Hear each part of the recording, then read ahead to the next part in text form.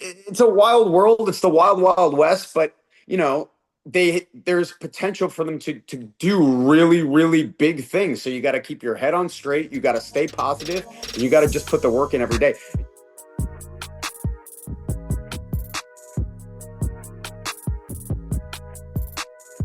What's going on, guys? Welcome on in. It's the Takedown on SI on YouTube. I am Zach Haydorn. Super pumped to be here, but even more pumped to have with me Robert Stone. Robert Stone, what's going on, sir? Happy Friday.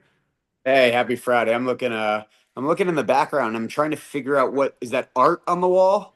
This is my daughter's art on the wall. She loves decorating the office, so I humor her. I'm not an artist, so I How humor old her. is she? She is, well, I got two. So she's six and another one's four. So this is the pieces get up quick in here. Well, I have 8-year-old twin boys, and I was gonna say that your girls are younger. My 8-year-old twins, if they attempted art like that, it is just stick figures and scribbling. So those look like Picasso paintings compared to what would be You know, painted in my house. I treat them like Picasso paintings, right? Whatever keeps them away from the screens. You know what I'm saying? Yeah, agreed. Hey, agreed with that. Agreed. Listen, man, thanks so much for taking the time out of your day to chat. I know, with Elimination Chamber this weekend and a big NXT show coming up, we've got the Evolve premiere next week, which I definitely want to get into. You're a busy guy. Let me just ask this straight up. WWE Evolve, it's on Tubi, it's premiering on March 5th. What is your involvement directly going to be on that show for fans that may be wondering? So I'm going to be one half of the commentary team, Okay. and to sum it up quick, I have commentated before a few times, Level Up on Peacock, Mhm. but it's something now that I finally get to be all in on this show, Evolve, and I'm pumped about it.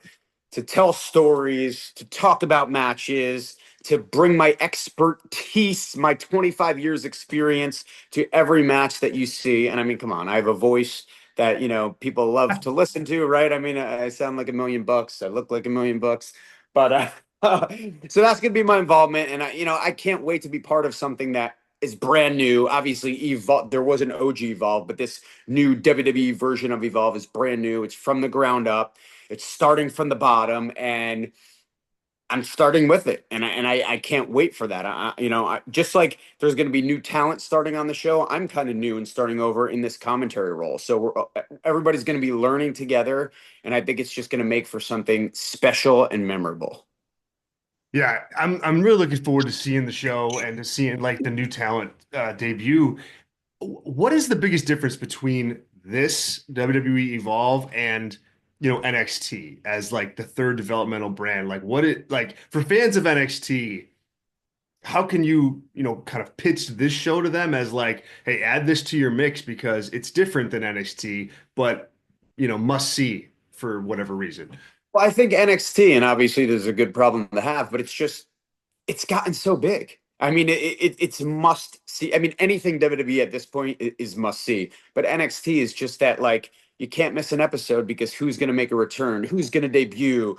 What title is going to change? What match is going to happen? It's gotten so big. It's excelling on the CW network that it's just in a whole nother realm now, as where, again, a very good thing. Yeah, it's a good problem to have, right? Yeah. It's a good problem to have. And Evolve is kind of going back to what NXT was like, kind of like when it first started. You know what I mean? It's a little bit underground.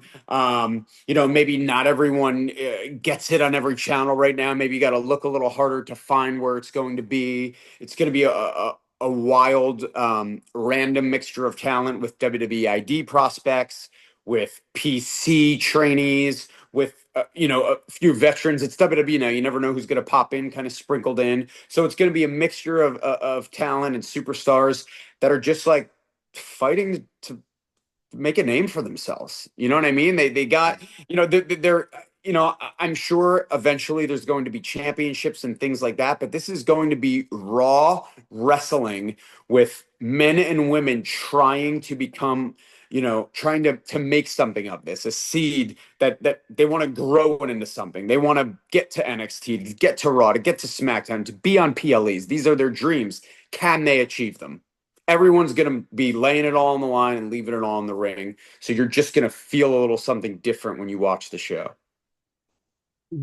On that note, man, you talked about like living the dreams and talent wanting to, show up, show out, make the main roster, make the PLE card. WrestleMania's, looming here in the distance, the big month coming up in April. What is the vibe like in like the developmental system with WWE? Because there's a lot of opportunity. You can get on NXT, you can be on this new Evolve show. There's a partnership with TNA that obviously is going to get up and coming talent more reps. Like, is it just talk a little bit about the vibe down there of a mindset of, hey, we've got all this opportunity, we got to take it. But at the same time, you want a good culture and you want like, everybody to get along. I mean, there's only so many spots. And so I find it just so interesting and fascinating. Like you've got all this great talent. They're competitive, they're athletes from the collegiate levels and independent, promotions and just a wide mix of potential. And how do you manage that and what is that vibe like down there? Well, I mean, it's exciting for everyone because, like you said, you just listed all these shows: Evolve, LFG, NXT, Raw, SmackDown. If you count the amount of roster members there's going to be on each one of those shows and add it all up, I'm saying to myself, if I'm, amongst 100 something talent in the PC, but you add all those up, I'm going to go, there's a spot for me somewhere. It's hope. It's all these shows are light at the end of the tunnel. If I'm just starting out and I'm 6 months in and I have a bad training day, I'm going to remind myself and go, you know what? There's all these shows and places to be. I'm not going to be in a bad mood. I'm going to continue to work hard. I'm going to continue doing my thing. Um, but on the flip side, like you said, I mean, how could it not be competitive? I mean, it's Yes, that's competitive anyway, let alone what you just said, that we have all these crazy athletes that come from different worlds of sports involved who are have been brought up to be competitive. yeah. So it's as crazy as it is as you're saying it. I mean, when you think of that mix of people all together every day training, it's a wild world. It's the wild, wild west, but you know, there's potential for them to do really, really big things. So you got to keep your head on straight. You got to stay positive, and you got to just put the work in every day. And you can't let, friendly competition is good, but you can't let it get to you where maybe it messes up with what you're doing, or makes you try something in the ring to beat out someone else, and then you get injured, or you got to stay on track and only be you got to find a way to only be in competition with yourself, even if you are being in competition with other people, if that makes Yeah, sense. no, it does. It does. And I think it's like in some ways the answer I expected of like it's a balance, right? Because you are, you're learning, but at the same time, again, these are hungry athletes. So you got to give them got to throw some chum in the water too every now and again. So your involvement with WWE Evolve and, just developmental in general, speaking of balance, how do you as somebody who's been in the business for over 20 years, you obviously have your own goals in mind for yourself as a talent, whether it's NXT or main roster or wherever. How do you balance that with what you're working on with the developmental folks on a show like Evolve? um, I could balance. You could give me 100 things to do, and I will be able to balance it. If Okay. it's wrestling related, I make the time and I put the work in. Like this is so exciting for me. I'm always excited to learn new things. So like really like commentating each week, I am going to be learning as I go. And like how many people could really say, I'm sure you've interviewed people before, people who've been in this industry for 20, 25, 30 years, but some people might have only wrestled. I'm proud to say, I wrestled for 20 years. I managed for 5 years. I was Ava's assistant as a GM. I've hosted shows. I have coached and produced in NXT. And now I'm doing this. Like that, those are my goals that I'm still checking off those boxes. I want to do everything. I want to do it all. I want to teach the gym classes at the performance center. You know what I mean? When they have catering, I want to serve the catering. I want to do Sure. everything. If it's WWE related and I can be involved, I want to do it. So every new project for me is exciting. And it's easy to balance because it's not work. This is the There you go. greatest thing to do that there is. You know what I mean? Spending, you know, 15, 16 hours in one day just doing commentary notes is not work. It's exciting. Yeah. You know what I mean? Now I get to, I'm watching a movie and I hear a cool quote or I hear a cool name and I write it down real quick. Oh, this would be good for that guy or this would be good for that guy. You know what I'm saying? Like it's this whole new thing in my mind now and it's fun. It keeps you young. You want to constantly be working on something. You don't want to be leveled out or complacent. I constantly want to keep improving because if I'm not challenging myself, what am I doing in life? I don't want to just skate by. Yeah, that inspiring. That's an inspiring answer. What is so you're not new to the announcing game, certainly not that, but like you said, this is kind of your first regular role as part of the WWE Evolve show. Talk about the like what in your mind, what is the art of that role on a wrestling show? Like what, have you learned anything doing the show so far where you're like, I get it more now. There's a reason for my role to exist in here. I'm part of the presentation, not directly in the ring, but you're giving it context, you're giving some story. What have you learned kind of in that spot that you could tell fans, that maybe don't necessarily see importance of that role front and center all the time? Well, in wrestling and life in general, there's no one way to do anything. Everyone has their own feel and their own opinion how something should be or something is, and if it works or if it doesn't work. So like I don't going into it and studying, I didn't want to like compare myself to anyone or overly. I did this in wrestling too. I never wanted to watch a certain wrestler too much because I didn't want to be like them. I wanted Yeah, to be like me and my own thing. So I do what I do. Obviously, 25 years. I mean, I know every wrestling move that exists. I've been in every situation. If a guy's in the ring and his arm hurts, I feel that pain because I've been in the ring and my arm hurts. So I could tell that story. I could tell the fans at home what it feels like to be in competition and be trying to win a match when you're armless. So like you said, stories, I feel I could tell them. I also I could help, enhance what you're trying to do with your character. If I have a deep conversation with you and you say, "Hey, I want to do this with my character. This is where I want my character to go. This is what his moves are." I'm going to be able to share that with the WWE universe. So it's an important job. And I feel most people know that and respect it. But if you don't, and you really think about it, I mean, wrestling that I grew up watching, wrestling that I'm sure you grew up watching. I mean, the commentators at the time the lines that they said during matches, I mean, I still remember them to this day. yeah, The way a PLE goes off the air, that last line, the way a TV show ends, that cliffhanger, the commentators are saying that. That's what's bringing you to tune in next week. So it's a very important role. It's a very hard role. It's harder than I thought it would be in a great way. Um, but yeah, there's so much to it. I definitely take pride in it. It's not something that it's just kind of like, oh, this just sit down and talk. This will be easy. It's not like that at all. I want to be the best that I could be. But the main thing is I want to get the talent. I want to get the talent over to yeah, sum it up. yeah. I want the audience to know who they're watching.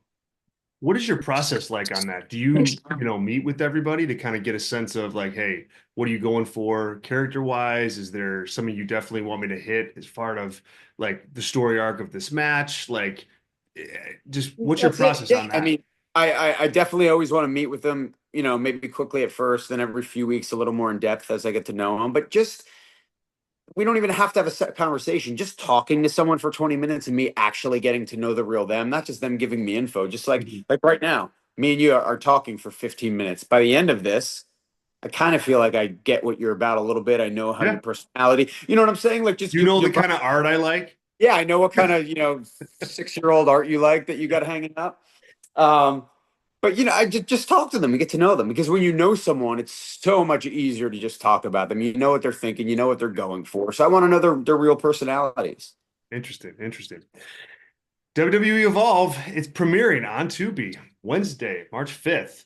Big day. Yeah, and international YouTube. It's going to be on all international YouTube. Is a huge deal. Yeah, yes, thank you. Give the audience a sense of like, is there anybody that they should look out for talent wise, like that you've seen come up that like, hey, you like if you're on the fence of whether or not to tune in, you got to tune in to watch XYZ talent. I think the coolest thing to tune in for, not to not name names. There's so many awesome talent that are going to be on the show, but the WWE ID world coming from independent wrestling and the performance center world coming from the performance center. A good portion of these people have never seen or do not know what independent wrestling is. That combination of them coming together, those worlds colliding, is going to bring like just refreshing, different kind of style matches that are just going to be like entertaining to watch. It's just it's wild. It's a different world. So Yeah. Well, yeah. that was going to be my last question, but now I'm going to ask this last question.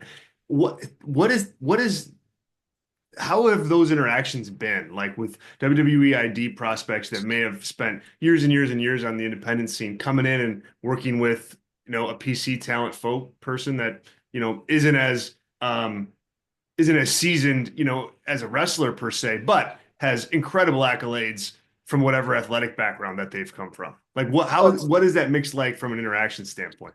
As an independent wrestler is probably, explaining to them that, they wrestle every weekend for, maybe $50 Yeah, or $75. And someone who's coming from, a D1 athlete from a college school is just not understanding. Wait, you get $50 and you have to drive 6 hours and then drive back 6 hours. How does it even pay for your gas or your food? There's like a disconnect of saying like, well, that's what you do when you make a name for yourself. And it's all respect, all mutual yeah, respect. But it's just, if you don't know that world of independent wrestling, you don't know the world. So those conversations, because again, they're doing the same thing in Evolve, but they really do just come from two completely different places. I, So there's a lot of conversations where it's like that, but it's all love. yeah. So, it is what it is. It's Do you think that uh that those collegiate athletes are they able to give something back to like the independent wrestlers that come in like something I genuinely I'm not trying to like lead an answer. I genuinely don't know, but like I can see how okay, someone that has a lot of independent wrestling experience could come in and really coach a lot of these collegiate athletes up. But what is sent back the other way? oh, I mean, easy. Every athlete in the performance center are being trained by the best wrestling coaches and minds in the world. They are learning from the absolute best. So all of their information that they have, they're probably teaching the independent wrestlers more than the independent wrestlers are Sure. teaching me. Granted, it does go both ways, but you're learning from the best. What an independent wrestler might learn from their training school or wrestling on the independents in 5 years, someone at the performance center will learn in 5 months, in 5 weeks. Yeah. Yeah. Because, I mean, look who you're around. Right. It just doesn't get better than that. I mean, I could go and list off all the trainers at NXT, but every single one of them comes from a different place with so much experience, with so much, TV knowledge and then when you throw in having just the amazing writers we have around, or Shawn Michaels walking around, or Matt Bloom walking around, I mean, if you have one conversation with these guys, you're going to Yeah. learn more than people learn in their whole career, Yeah. Yeah. Fantastic. Thank you so much. Once again, everybody, WWE Evolve on Tubi and internationally on YouTube, March 5th. It's coming up next week, or this week, excuse me. Be there. You're not going to want to miss it. It's going to be a heck of a show. Robert Stone, thank you so much for your time, sir. I appreciate it. Hey, thank you. Hopefully the neck brace will be off by the time it debuts. I didn't, I didn't know that was a touchy subject for you or not, so I didn't want to bring up any bad Yeah, memories. it's better. I keep it on now for safety. It's all Good. good. All right. Thank you, sir.